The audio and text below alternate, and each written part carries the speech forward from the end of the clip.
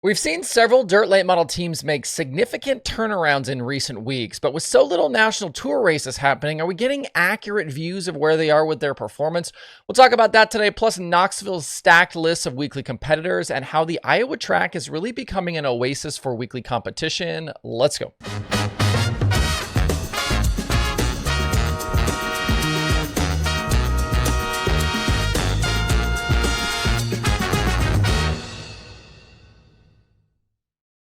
It's Tuesday, April 22nd. I'm Justin Fiedler. This is DIRTRACKR Daily presented by Kubota Genuine Parts. The theme for this opening segment today is, do you trust them? I've got 5 dirt late model drivers that have had some strong results here lately, and the question is, do you trust that these are legitimate turnarounds, or do you think they will regress back to where we'd seen them previously once we start getting into some more national touring races and some bigger shows coming up? For some context, we've had a lot of regional dirt late model racing on the main stage here as of late. The last Lucas show was a month ago, actually, I think as of today, and we've had just 2 outlaw races in the past 4 weeks.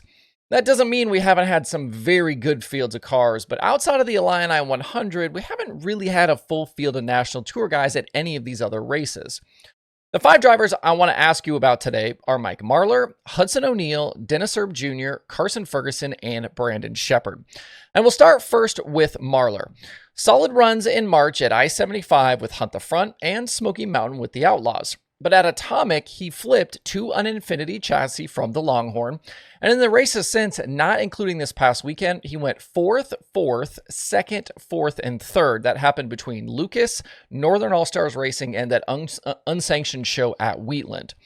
This past weekend, though, 11th at I-75 with the Spring Nationals and 16th at Tazewell after tire issues. Next is Hudson O'Neal. He struggled during speed weeks in the SSI Motorsports number 71, but hiring Jason Durham to lead that team looked to have paid immediate dividends with what should have been 2 Lucas top 5s between Atomic and Brownstown. He swept the Spring Nationals weekend at Wheatland and was second on this last Friday night at Paragon with the Northern All-Stars.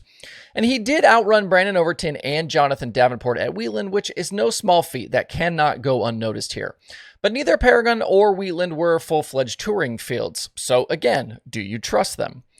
Moving on to Erb Jr. I've seen a few questions lately about this chassis situation with him, which has actually kind of been settled here for a while. He's back on the Rocket and has been back on the Rocket for a while. He did that early season capital experiment, but that was dropped right after Dirt Car Nationals. His Rocket was actually back out at Clarksville at the end of February. Smoky Mountain, not great, but 2 solid nights at Swainsboro, same thing at Maquoketa, and a decent Illini 100. In Mars action this past weekend, though, 8th at Cedar County and 2 podiums at 34 Raceway. So, do you trust him? On the Lucas side, way down the order is Carson Ferguson in 12th in the standings, just 1 top 5 and 3 top 10s on the season in Lucas competition. He's usually good around the Southeast, that would make sense, that's where he's from. But the past 2 weeks, he's been out of his comfort zone a bit with that racing at Wheatland and with Mars. 7th and 6th at Wheatland, 4th, and 2nd this last weekend with Mars. But can he maintain that back on tour with Lucas starting this weekend? And finally, Brandon Sheppard. Things really look like they started coming around at the Nippy 50. Some good runs there, then leads into the 11th to the win charge at the Illini 100. We also documented whether or not that heat race crash with Cody Overton, maybe a little bit of a fire under B-Shep. Vintage, though, Brandon Sheppard on an Illinois bull ring, just exactly what we had come to expect from him when he showed up at racetracks like that. He then backed it up with the Mars win last Thursday at Cedar County in the B5. It sure felt like he and Rocket were back at that point. They had a respectable 6th place finish then Friday at 34 Raceway, but then looked like they missed it bad for Saturday night. Ended up 19th a lap down. Not what you would have expected after what we had seen from them the previous couple of weeks. So was that 19th place finish the outlier, or the team just going back to where they were? In the comment section below, for these drivers, let me know the answer. Do you trust them? Mike Marlar, Hudson O'Neal, Erb Jr., Brandon Sheppard, and Carson Ferguson. Before we move on, if you'd like to watch The Daily Show ad-free, you can now do that over at patreon.com. That's a perk of one of the premium membership options available there.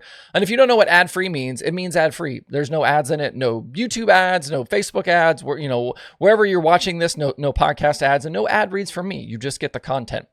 Over on the Dirt Tracker Patreon, I'm posting all the daily shows, both normal and ad-free, plus other bonus content, so check that out if you are so inclined. There's also a members-only chat section. You can sign up for the Patreon for free. You don't have to pay any money, but premium members get access to those other added benefits. There is bonus content, things like that, plus the ad-free shows. If you want to join, hit up patreon.com/DIRTRACKR. You can also support the show on YouTube with a channel membership that gets you some added perks for just a few bucks a month.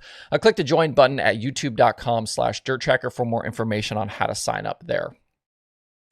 Coming up this week is the season opener for the Knoxville Raceway Track Championship. And last week, they released a list of drivers that had already registered for their 3 sprint car divisions. I've had this on my list of topics to talk about. 12 pro sprints, a very stout 16 360s, and an even larger 410 list with 22 registering for the championship season. The Knoxville social media posts also mentioned they expect more to be added before this weekend's opener. On all 3 lists are a lot of the usual suspects you'd expect for Saturday nights in Knoxville, including names like McCarl, Garner, Meinzer, Higday, Ball, Selvage, Brown, and Phillips. There are some here, though, especially on the 410 list, that I think are going to ratchet things up a bit this year. That includes Scott Boguski, Kerry Madsen, Ryan Timms is here, Ayrton Jenitin, JJ Hickel, and Corey Eliason in the 2KS. Landon Crawley also on this list in his new deal with Johnny Herrera. I don't think anyone really expects all 22 teams to run every single Saturday night, but regardless, this is a stout list. If this was a touring series, I think you'd sell some tickets and some streaming to see this group every weekend. The 410 title will not be an easy one to win this season. I do want to say, though, it's great to see Knoxville being rewarded for really committing to their weekly program. They have continued to add money to the pot for these teams, and it's working. I feel like we're at a time where track championships for things, for especially the upper divisions, 410 sprint cars, super late models, those things have really been diminished. And that includes in some hotbed areas like central Pennsylvania. It wasn't all that long ago that sprint car team owner John Stamen was quoted in a piece at sprintcarunlimited.com saying track championships don't really intrigue him. The line was, quote, "They are nice, but they don't pay much." That Stamen 23 was previously a car that had competed and won titles at some of those tracks. For a lot of these teams that run regionally, it makes a lot more sense, especially financially, to just chase the bigger paying races. And that's even more true for the teams that can actually win. At Knoxville, though, teams are racing for over $40,000 in purse money weekly, with those shows $6,000 to win and $1,000 to start. There's also a $20,000 check waiting for the champion at season's end. Knowing that, it's easy to see why so many cars have registered or run weekly. And I'm curious for you, are the track championships something you even pay attention to anymore? I know some folks don't care at all about any of the titles, whether it's the track title, the series stuff, they only care about the races individually, but let me know what you think. That's the show for today. It's quiet right now, but if you want to figure out what your streaming options are across the dirt racing services, head over to DIRTRACKR.com/watch tonight. I believe that's still the most viewed single page over at DIRTRACKR.com. We try and make sure that that list is complete as possible so you can see what's available to tune into if you cannot get to the racetrack. All listings include track and series that are running that night, car type, start times are available, and links to watch. Hope you guys have a great Tuesday out there. We'll see you right back here tomorrow.